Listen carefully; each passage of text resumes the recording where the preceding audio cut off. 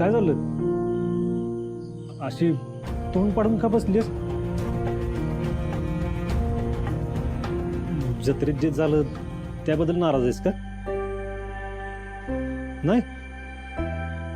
अच्छा, तुझा साखरपुडा मोडला म्हणून नाराज आहेस? तेजू, तू काळजी नको करू. मी तुझ्यासाठी ना आधीपेक्षा चांगलं स्थळ शोधून आणतो का नाही बघ. माझी तेजूचं लग्न असं धूमधडाक्यात करणार आहे ना, अख्खा सातारा बघत असेल. आता तरी हस हस की.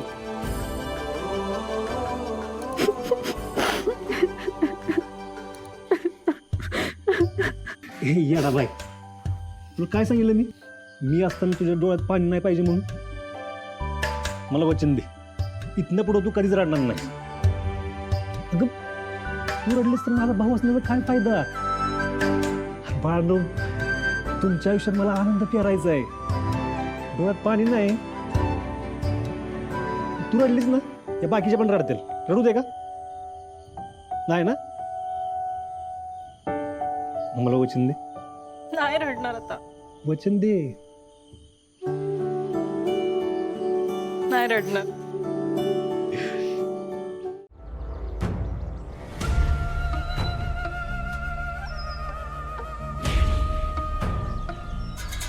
चहा.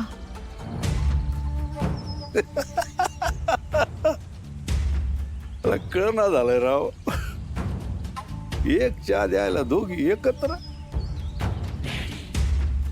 काहीतरी भानगड दिसते. बोलणार का? तुळजाचं लग्न नाही, म्हणजे तुळजाचं लग्न मोडायला आलं होतं. मग सगळं व्यवस्थित पार पडावं म्हणून देवीला नवस बोललो होतो आम्ही. म्हणजे मग साखरपुडा व्यवस्थित झाला ना? देवीच्या आशीर्वादानं सगळं नीट पार पडलं. मग नवस फेडायला मंदिरात जायचं म्हणत होतो. दोघी एकत्र? मी थांबते घरी, काय हवं नको बघायला. मालन जाऊन येईल. ठीक आहे, जा. खरं तर बाईच्या जातीनं घरातलं आणि देवाधर्माचंच करायला पाहिजे. तेवढंच करायला पाहिजे. तुळजाला घेऊन जावं लागल, म्हणजे नवस फेडायला ती पाहिजेच ना. आणि पूजेला जरा येळ पण लागल. हे भानगड आहे तर.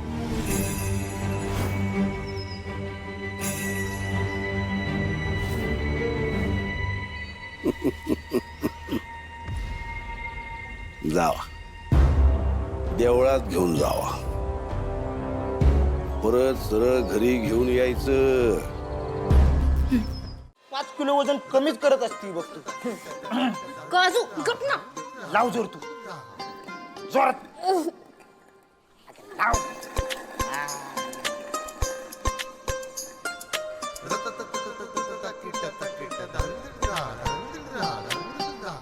मला आज लय काम आहे.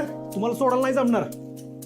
मला अर्जंट एक काम आहे, लय महत्वाचं आहे. एका ठिकाणी बोलले मला अर्जंट, लय महत्वाचं आहे. सूर्या दादा एवढा तयार व्हायला लागलाय म्हणजे नक्कीच पोरगी बघायला चाललाय वाटतं. ही पुढ्या, अरे सूर्य दादा एक पोरगी सोडून दुसऱ्या पोरीकडे बघत तरी असतो का कुठं?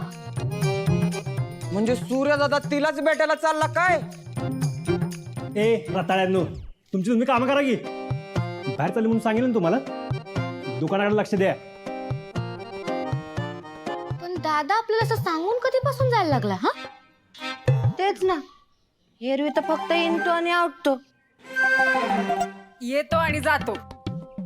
अगं धनू, काय तुझं इंग्लिश? तू मराठीतच बोलत जा. दादा नक्कीच आपल्यापासून काहीतरी लपवते. चला. दादा काय कमी मला सांग की.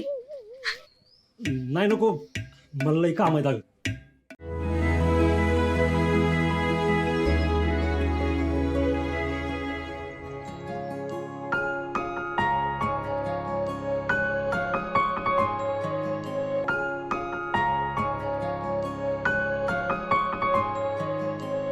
तुझा आनंद कशात आहे ना हे आज कळलं मला. ह्यो आनंद कायम तुझ्या आयुष्यात राहावा हीच मी देवाकडे प्रार्थना करीन. उडते तुझ्यासाठी मनग नकळते तुला आज ग. उधान जीवाला वाटता ग तुलाच तना ग.